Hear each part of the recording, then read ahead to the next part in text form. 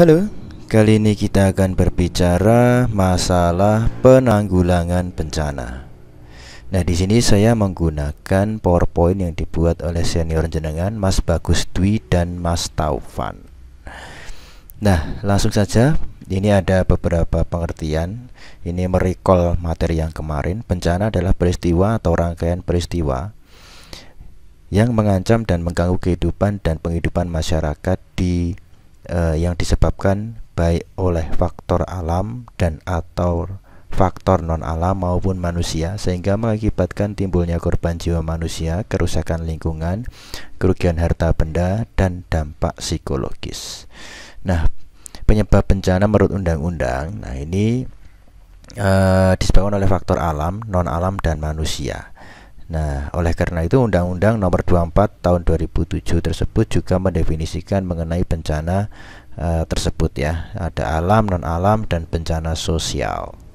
Ini karena faktor manusia juga kan, kalau sosial itu. Nah, kemudian penyelenggaraan penanggulangan bencana berdasarkan Undang-Undang RI Nomor Tahun 2007 Pasal 1.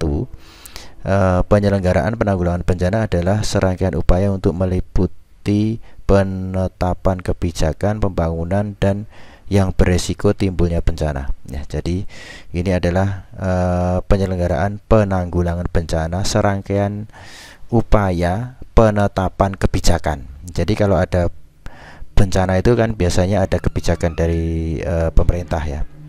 Nah, kebijakan itu berupa pembangunan. Kebijakannya itu ada berupa pembangunan yang beresiko timbul bencana. Itu kemudian kegiatan pencegahan bencana, tanggap darurat, dan rehabilitasi. Itu oke. Nah, di sini beberapa kebijakannya. Nah, yang berikutnya adalah klasifikasi bencana. Ini ada bencana alam, ya tentunya seperti gempa bumi, longsor, tsunami, banjir, ya, gunung meletus, angin, dan lain sebagainya. Untuk non alam ya seperti ini ada gagal teknologi, seumpama meledaknya kilang minyak kemudian mengakibatkan sekitarnya itu rusak ekosistemnya, atau minyaknya tumpah di laut. Nah, itu juga bencana termasuk. Berikutnya adalah bencana sosial. Nah, ini seperti kerusuhan, konflik ya antar komunitas masyarakat, atau teroris, dan lain sebagainya.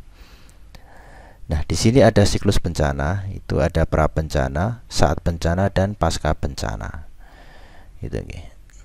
Nah, ini pasca bencana terbagi menjadi dua ya, setelah bencana, yaitu rehabilitasi dan konstruksi. Nah, yang berikutnya itu adalah tahapan rehabilitasi.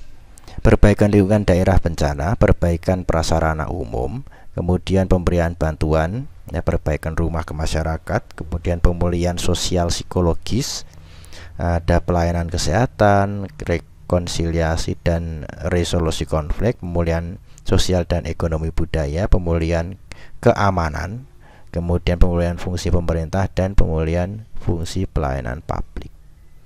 Tahap rekonstruksi ini pembangunan kembali, tentunya ada pembangunan sarana sosial masyarakat, kemudian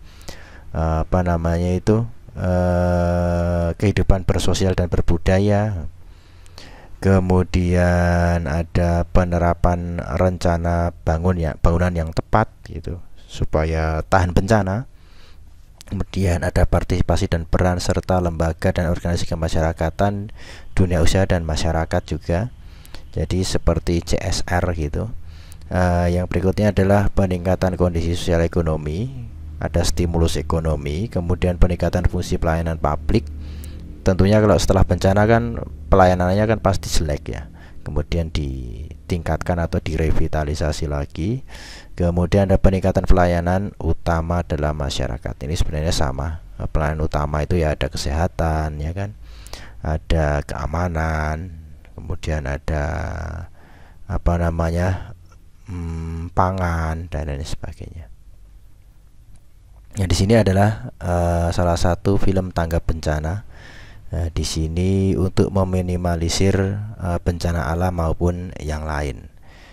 Nah, di di sini saya coba putarkan.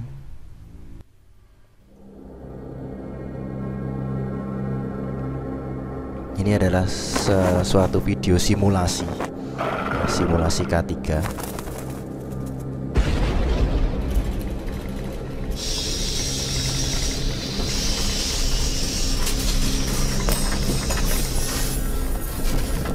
Nah, tentunya simulasinya terkait dengan penanggulangan bencana. Ini ada gempa.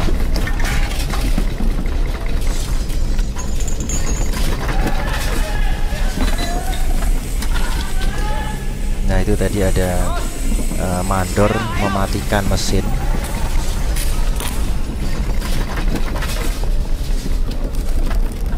Kemudian mengevakuasinya, maksud saya mengevakuasi pekerjanya di assembly point. Ada yang menyalakan alarm, yang safety-nya itu berhelm merah ya tadi.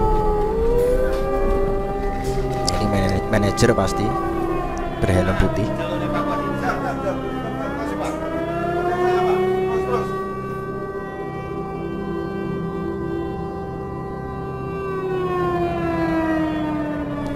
Nah, setelah gempa berakhir pasti ada potensi tsunami atau tidak kan.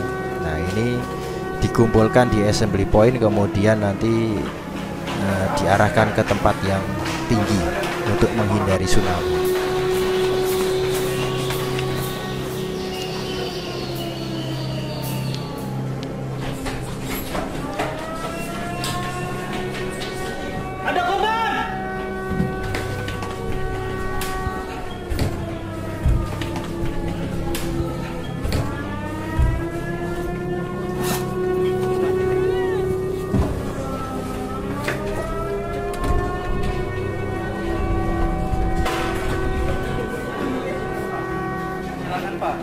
Menuju ke ruang lantai 2 di tengah-tengah.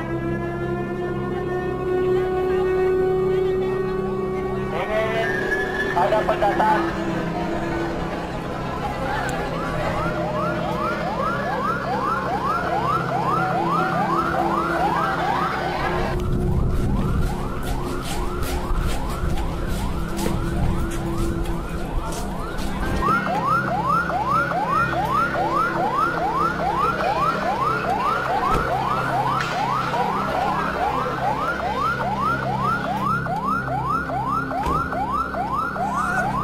Diberitahukan bahwa gempa yang terjadi berpotensi mengakibatkan tsunami.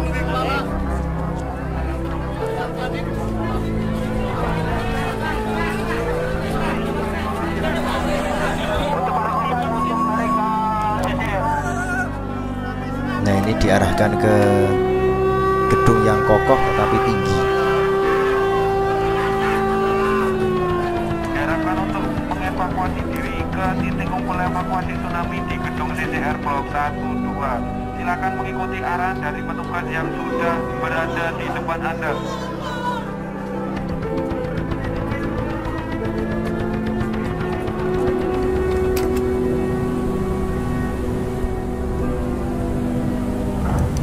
Nah, ini ada petugas juga yang mengecek ke semua gedung, terutama di gedung yang bersifat teknis. Mungkin ada malfungsi atau kebakaran semacam ini, jadi bisa diminimalisir nanti kerugiannya.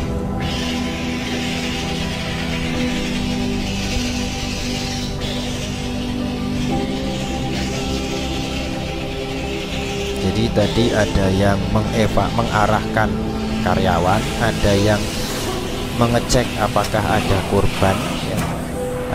Dan juga pengecekan itu tidak hanya ada korban atau tidak, tapi ada malfungsi atau kerusakan tadi.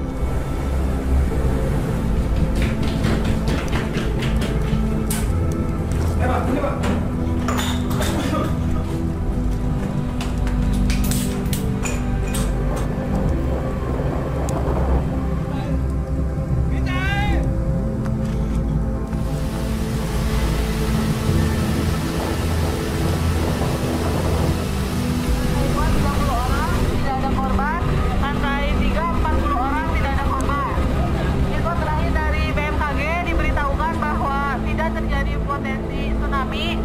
Alhamdulillah semuanya aman.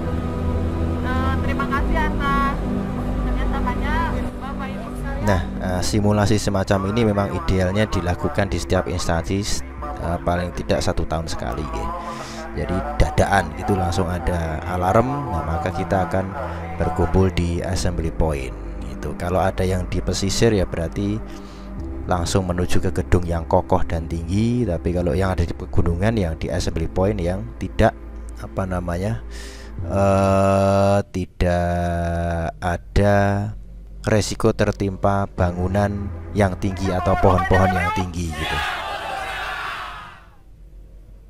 Nah, baik, terima kasih. Cukup sekian untuk presentasi tentang penanggulangan bencana kali ini.